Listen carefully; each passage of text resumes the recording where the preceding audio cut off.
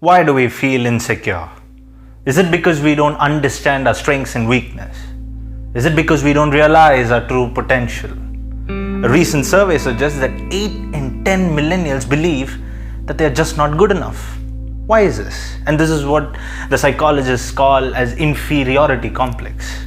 Why do we have this inferiority complex? Why do we constantly feel the need to live in others' opinion?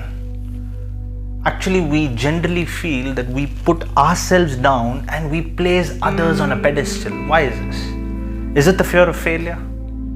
Is it the fear of rejection? Or is it the fear of not fitting in? What causes us to have this complex? In this video, we're going to see what happens when an individual has the inferiority complex. Hi, my name is Varun and welcome to episode 7 in Decoding the Bhagavad Gita. In this episode, we are going to cover 3 verses and we are decoding verses 4 to 6. So without any further ado, let's proceed to the 3 verses. Now the reason behind grouping these 3 verses is because you don't have a definitive conclusion at the end of every verse, but rather you get the conclusion only at the 3rd verse, which is the 6th. Now Duryodhana develops a sense of anxiety in the 2nd verse itself, and there the anxiety causes fear and panic. In the very next verse, the same anxiety causes unrest within himself as a person as well as the entire army. Now, in this verse, the same anxiety which he had developed earlier has now caused a sense of immense complexity within himself. And no, with Duryodhana's history, he generally doesn't keep things to himself. So he felt the need to inject that inferiority complex that he had developed onto his entire army. Now Duryodhana didn't get this complex just today or yesterday, but he had this ever since he was a child. Ever since he was a child, the Pandavas were always getting the better of him and the Kauravas, and this didn't sit well with him. And it was then that he realized that, the Pandavas are actually better than us. We do not have the strength to match them. And that is all the childhood memories that came rushing back to Duryodhana on the battlefield. So that is when he goes to his teacher and he tells, look at the Pandava army. Look at the heroes that they have. Look at Arjuna. Look at their eldest Pandava, Yudhishthira. Look at the most powerful Pandava, Bhima. And look at what we have. We have nothing. But he fails to realize the strength of his own army, and he goes on to say that we have nothing, overpowered in his own head about the might of the Pandavas. Now here, his complex, his teeny tiny inferiority complex that he developed when he was a kid is starting to demoralize the entire army as he's injected his feelings into them.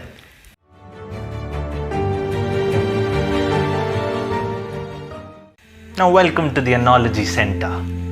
Here today I have an interesting story to share on what happens when we as common people develop an inferiority complex.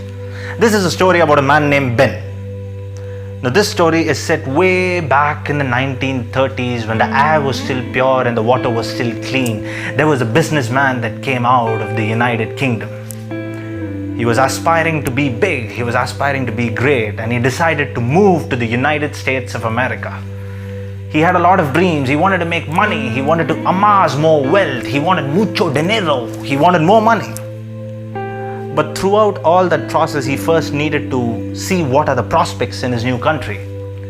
So after going to the United States, he sees or forecasts what are the opportunities, and he doesn't find any that matches his forte. So being a loner there in a new country, he decides, well, why not just return home? So he decides to come back home via ship.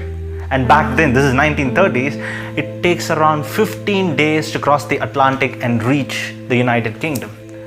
So while he's purchasing the ticket for the ship, he had lost his wallet and he had lost all his belongings, and all he was left with was the passport in one hand and the ticket to the United Kingdom in the other. So as I said earlier, he was a total loner in this new country, so he decided, well, might as well just board the ship, because what big deal can happen, And he actually boarded the ship. And only after he boarded the ship, the reality came crashing down on him by thinking, well, what am I going to do for food? A man's got to eat, and what am I going to do for food?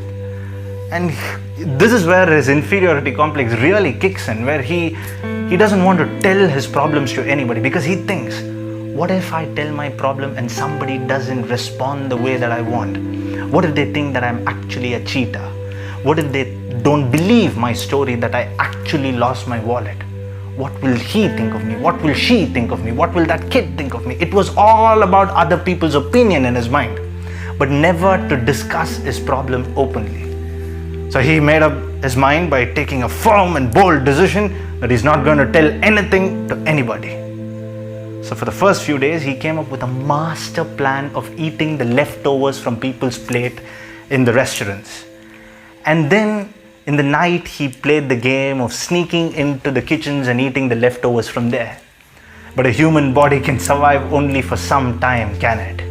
And his body gave in. On the penultimate day of the trip, talk about fate, huh? On the penultimate day, he made it almost till the end of the trip. On the penultimate day, he faints.